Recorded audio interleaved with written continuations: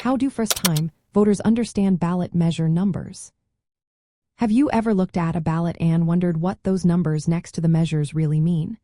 First-time voters often encounter ballot measures labeled with numbers or letters, and understanding these is key to making informed choices.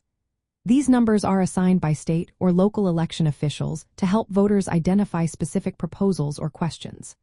For instance, you might see something like Measure 101 or Proposition 22. Each of these corresponds to a particular law, constitutional amendment, or local ordinance that voters will decide on during the election. When you see a ballot measure number, it represents a specific question or proposal. This could be about creating a new law, changing the state constitution, or even repealing an existing law. The number itself does not tell you what the measure is about. It is simply a reference point.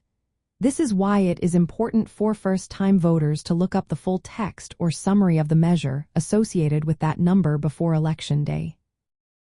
You can usually find this information on official state or local election websites, sample ballots, or voter guides. Reading easy-to-understand summaries can help clarify the purpose and impact of the measure. Trusted sources like local government websites or nonpartisan voter education groups are great places to get clear explanations. It is important to note that sometimes ballot measures can use complicated legal language. Taking the time to research each measure helps avoid confusion and ensures that voters can make choices that align with their values. On the ballot itself, you will typically see the measure number along with a brief title or description. You will also find options to vote yes or no. Voting yes means you support the proposal, while voting no means you oppose it.